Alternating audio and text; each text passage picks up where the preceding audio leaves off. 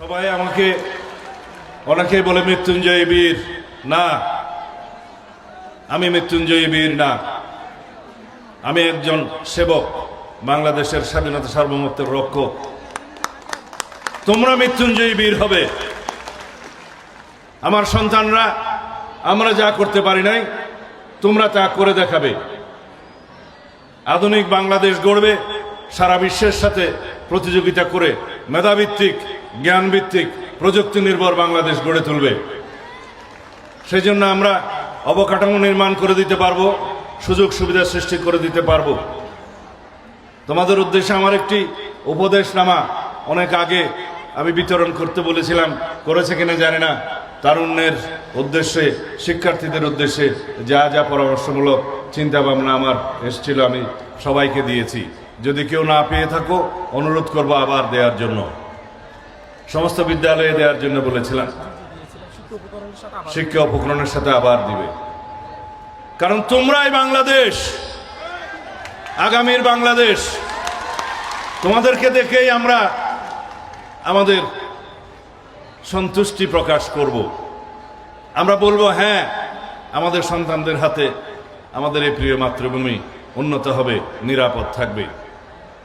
এই আগামীর বাংলাদেশ সৃজনের জন্য আমরা পরিকল্পনা নিয়েছি।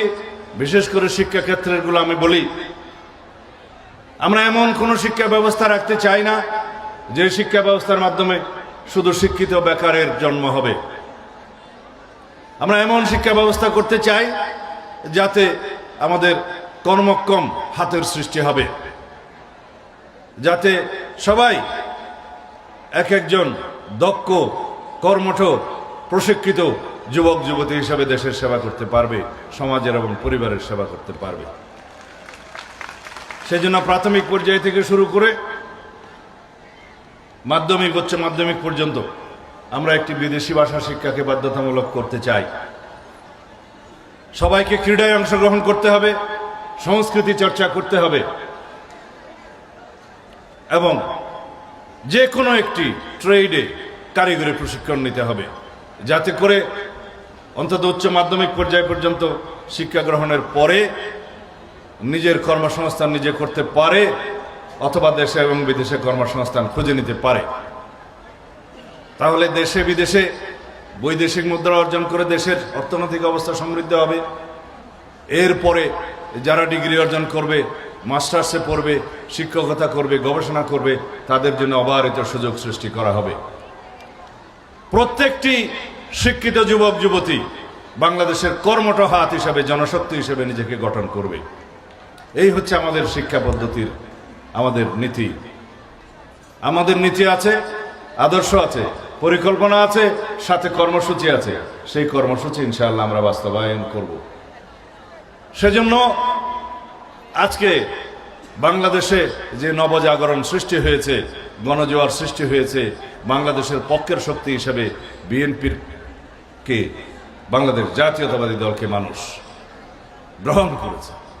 আমাদের নেতা জনাব তারেক রহমান যেখানেই যাচ্ছেন লক্ষ লক্ষ মানুষ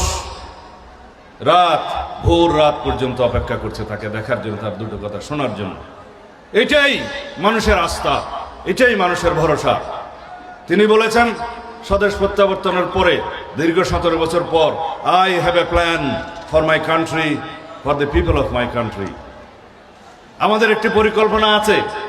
সেই পরিকল্পনা স্বপ্ন নয় শুধু, সেটা বাস্তবে রূপ দেওয়ার জন্য আমরা প্রচেষ্টা চালাচ্ছি। তিনি মার্টিন লুথার কিং এর মতো স্বপ্ন দেখেছিলেন, যিনি মার্টিন লুথার কিং এক সময় সাদা এবং কালোর মধ্যে কোনো বৈষম্য থাকবে না সেটার উদ্ধৃতি দিয়ে কথা বলেছেন। আজকে সারা পৃথিবীতে এখনো বর্ণ বৈষম্য হয়তো আছে, কিন্তু যারা কালো মানুষ তারাও সেই দেশের প্রেসিডেন্ট হয়েছে। এটাই ছিল তার স্বপ্ন। আজকে আমাদের এখানে আমার মেয়ে সন্তানদের সংখ্যা আমি অনেক বেশি দেখছি। আমার দেশনেত্রী বেগম খালেদা জিয়া নারী শিক্ষার প্রসারের জন্য 1991 সালে সরকারে থাকার সময় অবৈতনিক শিক্ষা ব্যবস্থা চালু করেছিলেন, স্টাইপেন্ডের ব্যবস্থা চালু করেছিলেন। সেজন্য আজকে নারী শিক্ষার অনেক বেশি হার বেড়েছে এবং অগ্রগামী হয়েছে।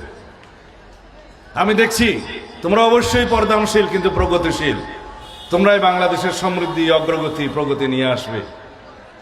এইভাবে অর্ধেক জনসমষ্টির পক্ষে আমরা যা কিছুই কর্মসূচি নিচ্ছি সেগুলো বাংলাদেশের নারী সমাজকে ক্ষমতায়ন করবে, মর্যাদাবান করবে এবং তাদেরকে পরিবারে সম্মানিত করবে, সর্বোপরি তাদের অর্থনৈতিক সচ্ছলতা আনবে। এইভাবে পরিবার, সন্তান, পরবর্তী প্রজন্ম এগিয়ে যাবে।